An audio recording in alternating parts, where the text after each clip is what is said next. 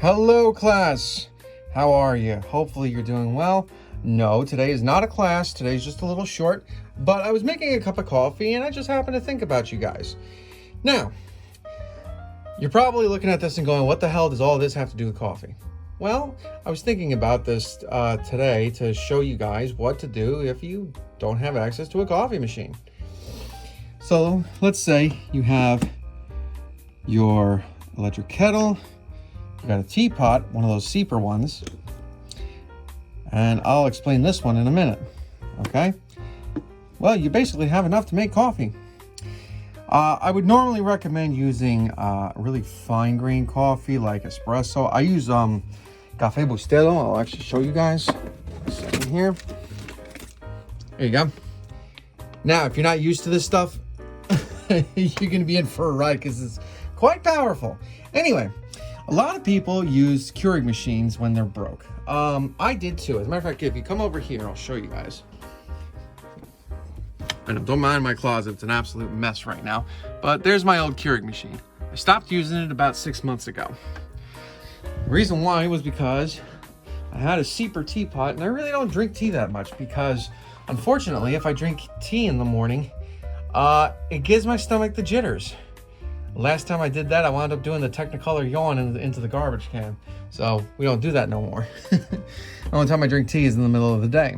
Anyway, but I had an electric kettle and this. So I looked it up, and sure enough, you can brew coffee in one of these.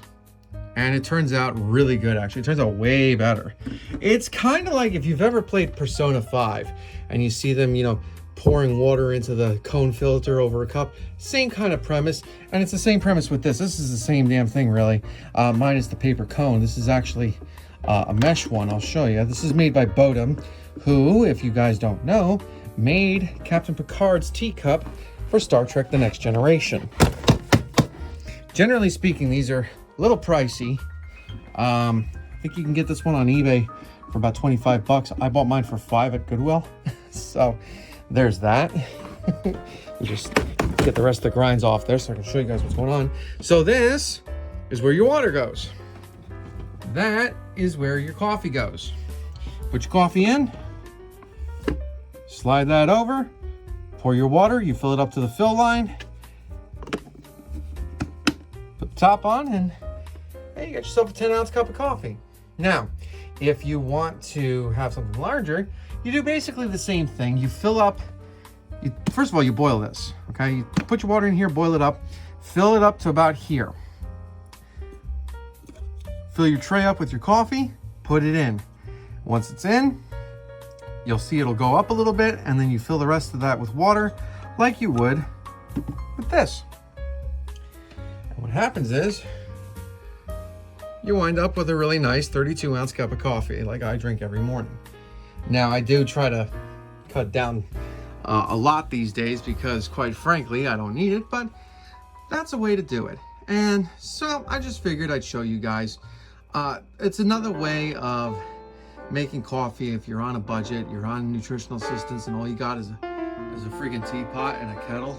You don't have you don't want to use a Mr. Coffee because they're kind of gross. You don't have a Keurig machine. You can't use a Keurig machine. This is a good alternative. So hope you guys like that, and let me know what you guys think. All right, take care. See you next class.